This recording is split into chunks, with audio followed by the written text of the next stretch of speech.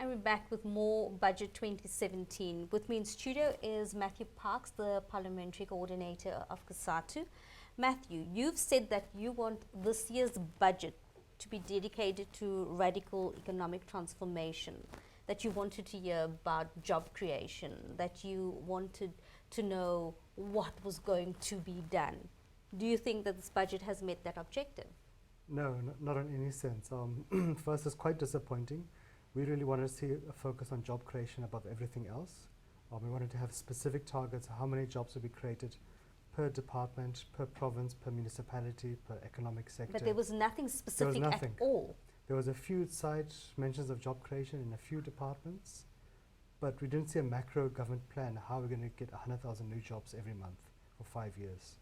So for us, if we don't resolve 1 out of 3 workers being unemployed, we won't resolve all or many other issues which are come out of the crisis of unemployment. But we have been waiting for that macroeconomic plan for a while now. Sure. Do you think that it's coming anytime soon? It doesn't seem so. It doesn't seem there's leadership from government on how to create jobs.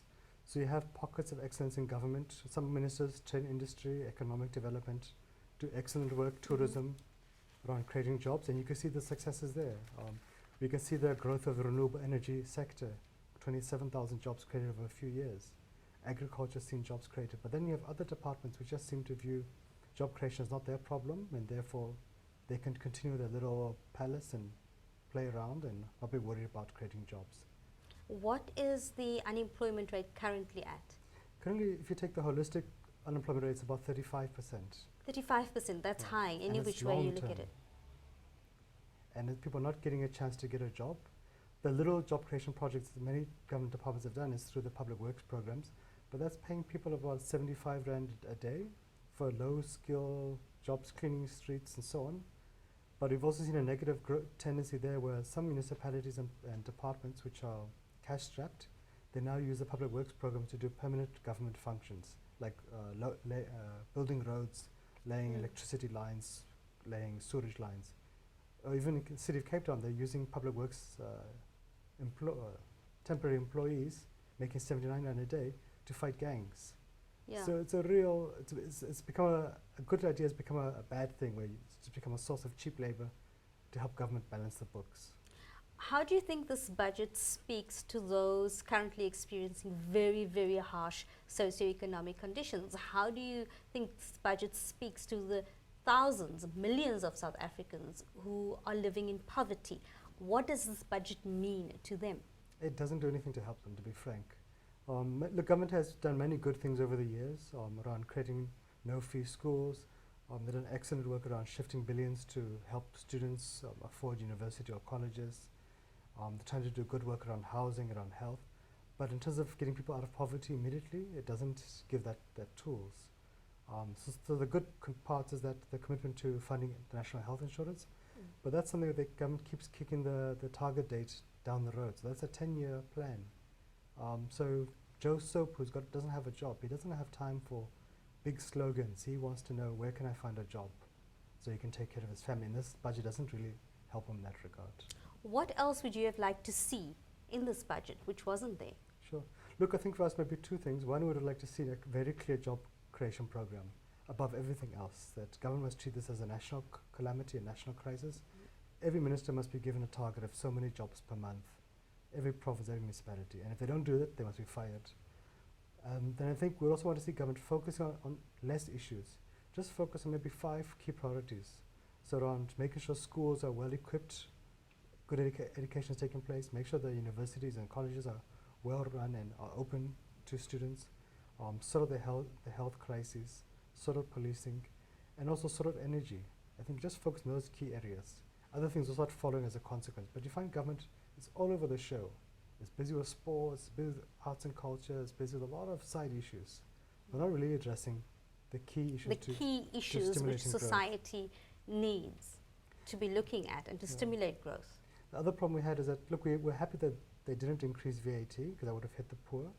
But again, you see, Treasury is pushing for a VAT increase next year.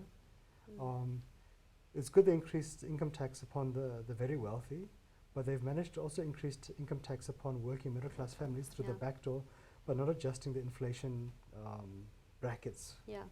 So it's a backdoor clever trick, which it did last year. So it really means that your inflation increase at work, most of it's going to go to taxes now. So, and that's not really helping, because if you have less money in your pocket, it means you can spend less money on clothes, on food, on transport, on whatever, stimulating the economy. So we will really have actually prefer to see government cutting back on certain wasteful expenditure.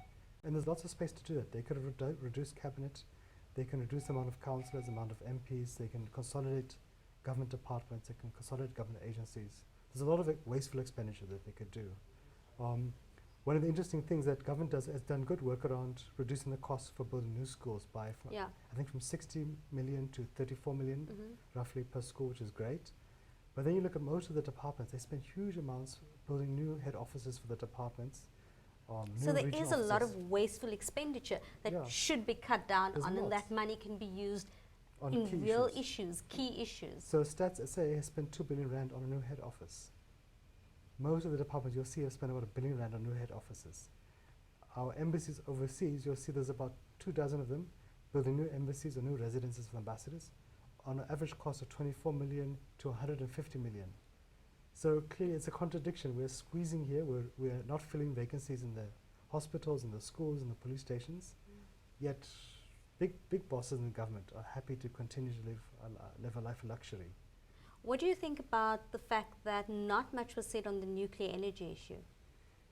Look, I don't know if no news is good news, because as COSATU we're very much against nuclear energy expansion. We think it's unaffordable, it's dangerous, it's old technology, it's not necessary, it takes too long.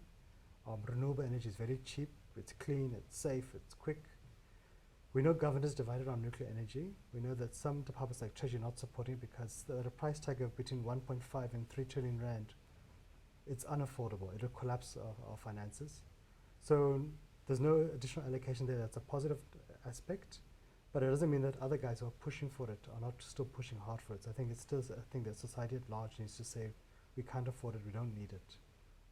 We'd have actually wanted to see a government have passed a law to say that every building in the country, let's say within 5 years, should have solar panels, because then you could reduce the demand on the power supply, and you could also contribute towards climate change. You could even contribute towards reducing And household am I right in expenditure. saying that jobs have been created in the renewable energy segment? 27,000 jobs, and you can grow more. If we pump money into creating a solar panel industry locally, there is a fledgling one, you could create more jobs, and it can be win-win. You can help the environment, you can help create jobs, you can help boost the industrial capacity. So do you see this as a good or a bad budget? Look, in a normal society, in normal times, you could say the budget's it's good. But we live in an abnormal society, abnormal times, with 1 out of 3 workers unemployed. And the equality gap being so huge. It's increasing, and what this budget does is actually to squeeze the few workers more in terms of tax increases, and doesn't contribute towards a long-term solution of resolving unemployment. So for us, it's a missed opportunity. Thank you so much for coming in, Matthew. Thank Your you. inputs are really, really appreciated. Thanks for having me.